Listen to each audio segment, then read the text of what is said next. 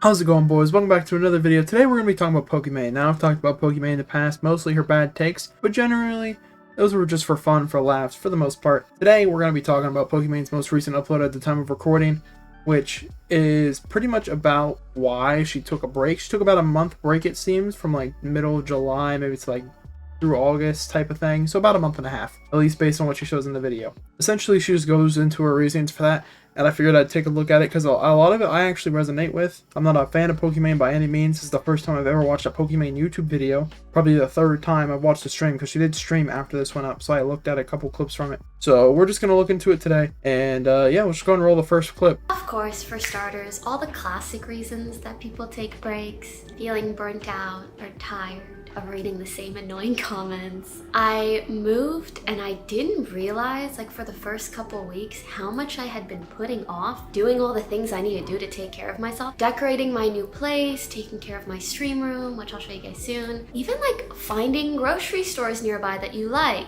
getting into a good routine with a gym nearby that you like. Legit, like the basic human things I was not doing, and I was very much putting on the back burner. So this first clip, basically just some basic reasons, like such as burnout and stuff like that, and putting streaming over basic IRL needs.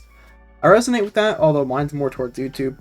I feel like a lot of creators do. I did a video of this over on my JO3 Extras channel. If you want to check it out, I'll link that, as well as Pokimane's original video, of course. And I feel like part of that, thinking about it, a reason, at least in Ludwig's old video, is that the reason you switch from Twitch to YouTube is just the hours were cut. I feel like Twitch just wants people to stream insane amounts of hours. I don't know if it's a year, a month, or however they do it. Probably a year. And I feel like that also kind of cuts into this. And she mentions it a lot, streaming 8 hours a day. That comes up a couple times in her video.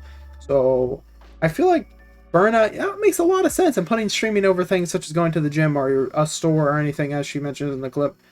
But the next one is a bit more telling as well, and I want to talk about it. What I want for myself is to feel like I have that space and room to grow and evolve in the ways that I want to change, not in the ways that people want me to change, or only in the ways that other people respond to. And I feel like it's really hard to do that when you're glued to a screen for 8 hours, just reading comments about what people think of you. So that clip is actually the one that made me want to make a video like this, sort of resonating for once with Pokimane. Shocker. But I feel like a lot of creators would. And it's the sense that, yes, when you're streaming, you get this feeling that you're alive and you have to constantly look at a chat, which is currently, you know, talking either about you, the game, or whatever you're doing. And you're pretty much glued to that screen for however long you stream. And as she said, 8 hours, because that's probably what you have to stream a day to make your quota on Twitch when you're signed with them, which I'm going to get into at the end a little bit more, some speculation on that. But keeping it just like the facts of Pokimane's video for now, I do think that's a big issue, that you have to stream for so much and be glued to a screen watching people. And for the most part, it's overwhelmingly positive. And most people's Twitch chat are either just basic interactions or like compliments, especially, you know, for someone as big as Pokimane. But, you know, it can take a toll on you if it's a lot. I know everyone that's on the internet should know that. And I feel like some people can also be part of the problem, but then sort of work to improve that. And I feel like that's something I've also tried to do. But yeah, it just sucks. There's no other way around it. The most important part of this, and the thing that is also the most difficult for me to talk about, is honestly just coming to terms with my evolving content desires. Now in this clip, of course, Pokimane mentions evolving content desires and sort of how she wants to do other things besides just stream. And I feel like that definitely, you know, keeping speculation towards the end could mean something with her Twitch streams going forward. But she mentions later in the video that obviously it's sometimes easier or better to just post an Instagram photo or take a like 1 minute TikTok and talk about something, and how he has other desires for other platforms and other developments and stuff. And I feel like that's a common trend with these bigger creators moving platforms, is it gets them a lot more time to do cooler things and also get a huge bag from YouTube. But that's besides the point. Like, even myself, at my channel size, I have a lot of different creative goals as well. And that's why you see shifts back and forth from like more gaming oriented content, which by the way will be on JO3 Extras if that's what you're into.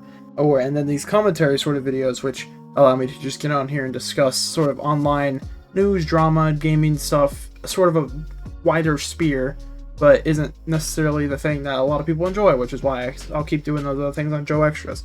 It's just part of being a creator, is you always have different goals that you want to do as you sort of reach certain thresholds and stuff like that, you always want to be creatively fulfilled. So I kind of get, getting stuck just doing streaming, just playing games for 8 hours a day. That just sounds boring, quite frankly. I've been enjoying gaming more off stream than on stream, like just playing Switch games and enjoying it the same way that I did when I was young, like 10 or 8 or 14, prior to it being like my job. But all in all, it feels like I just don't really want to participate in the rat race that is streaming, to be honest. Essentially, like when I wake up nowadays, I don't want to run to my PC and game for 8 hours straight. Like, yeah, of course, I still love my gaming sessions here and there, and I'm still a bit of a Valorant addict.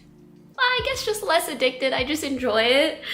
It's just not at the same pace and frequency that I used to do. Essentially, Pokimane doesn't have as much fun playing games anymore. I feel like that's also a trend. There's a lot of trends in this that I feel like are really gonna resonate with people. A lot of people will feel for Pokimane in this sense, because playing games over and over and over, and playing games on stream can be either boring and very stressful because you feel the need to do things differently than if you could just enjoy a game off stream. And playing off stream, once you started making content, playing games just to play games is so much more fun than playing it for content. Not all the time, that doesn't mean you can't have fun playing for content, but it's so much more fun to just enjoy a game and not have to worry about either interacting with a chat or constantly talking or something like that. And I feel like this is another point. This is the other one that made me really want to talk about this, because I really feel like a lot of you in the comments may also resonate with this. A lot of people that watch, it can be sort of depressing in a sense, I guess, for lack of a better word. And of course, she shows a graph like she's streaming less, even Valorant, which is like her go-to game, I guess. I don't know, I don't watch Pokimane frequently, so I really resonate with that, and I really feel like a lot of you may as well. But I just wanted to cover this. I feel like we're getting into speculation territory now. She streamed on Twitch after this video went up, so I don't think this means that YouTube switch up just yet to YouTube gaming. But I do think it might mean Pokimane may if it hasn't already, let her Twitch contract run out. Which I don't remember if she re-signed in 2020 or 2021. They usually, I think, do about 2-year contracts or 3-year contracts. So it may have already ran out or about to be running out.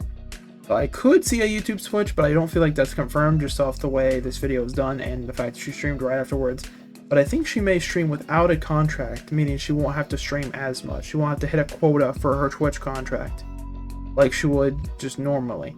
But that's a little speculation on my end. Let me know what you think in the comments. If you enjoyed, let me know. Let me know if there's something you want me to talk about, like an ongoing story that I haven't seen. My Twitter DMs are open, and YouTube comments as well. I do have a Discord. It's currently in the process of getting like tweaked and revamped a little bit, but if you want to join it, it is linked in my Koji page along with like my other channels and stuff. And yeah, share the video, and I'll catch you next time.